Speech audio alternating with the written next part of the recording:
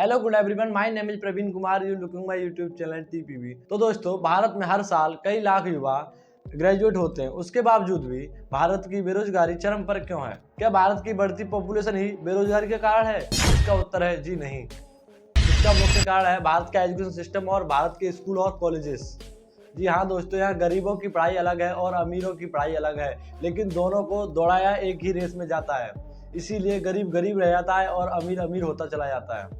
अगर हम भारत के एजुकेशन सिस्टम को एक्सपोज करें तो हम भारत के किसी भी 8th या 9th के स्कूल के बच्चे को अगर हम प्रकृति चित्र बनाने को कहें तो वह बच्चा वही दोहराया हुआ चित्र बनाएगा जो उसे बार बार बनाने को कहा गया है, जैसे पहाड़, उसके पीछे सूर्य, उड़ते हुए पक्षी और नीचे झोपड़ी या बहती हुई नदी। जी हाँ दोस्तों, क्योंकि उसे बार बार यही बनाने को कहा गया है, इसलिए वह बच्चा अलग इमेज बनाने की कल्पना भी नहीं करेगा।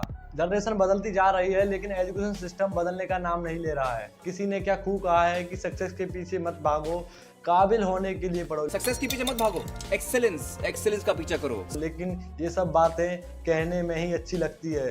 समाज को सिर्फ दिखता है तो आपका रिजल्ट और मार्क्स। ये तो रहा समाज का नजरिया, लेकिन पिछले कुछ सालों में सब कुछ बदल गया, लेकिन भारत का एजुकेशन सिस्टम नहीं सुधरा।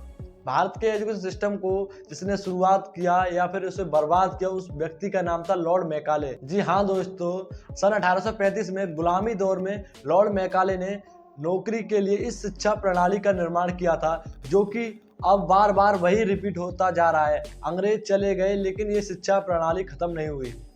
उसके साथ साथ हमारी गुरुकुल शिक्षा को भी बर्बाद कर दिया। जी हाँ दोस्तों, गुरुकुल हमें मालिक बनना सिखाता था, क्योंकि वो योग्यता और क्षमता के अनुसार हमें ज्ञान देता था, न कि एक ही रेस में दौड़ाता था। कई साल हो गए लेकिन मैकाले के इस एजुकेशन सिस्टम को हम नहीं बदल पाए, जिसके कारण हम स्किल से वंचित रह जाते हैं, जो कि बेरोजगारी का मुख्य कारण है। यदि किसी के 33% नंबर आते हैं तो उसे लूजर कहा जाता है, लेकिन 95% वाले व्यक्ति को भी यहाँ कोई नौकरी नहीं देता। बहुत संघर्ष से पढ़ा, ट्यूशन पढ़ा के मैं 2012 से ट्यूशन पढ़ा के अभी तक मैं पढ़ाई किया हूँ और मैं कुछ भी हासिल नहीं कर पाया। जी हाँ दोस्तों, यह एक सच्चाई है। हम एक ऐसे समाज में रहते हैं जहाँ एक कागज का टुकड़ा तुम्हारी हैसियत बताता है लेकिन फ्यूचर नहीं। जी हाँ दोस्तों, हम बात करें हाल ही फिलहाल की तो भारत के एक राज्य उत्तर प्रदेश ने अभी हाल ही फिलहाल में उत्तर प्रदेश होमगार्ड की एग्जाम को कंडक्ट कराया। जी हाँ दोस्तों, उस एग्जाम की एलिजिबिलिटी केवल 10th पास थी, यानी मैट्रिक पास थी, लेकिन उस एग्जाम हॉल में जाकर देखा तो पेपर यूपीपीसीएस के जैसा सेम था। जी हाँ दोस्तों, उस एग्जाम का जीएस बिल्कुल यूपीपीसीएस जैसा सेम था। कुछ क्वेश्चन तो ऐसे थे जिन्हें गूगल भी नहीं ढूंढ पा रहा था। जी हाँ दोस्तों, अगर हम गूगल को ऑप्शंस ना दें तो उनका आंसर देने में गूगल भी चकरा जाए।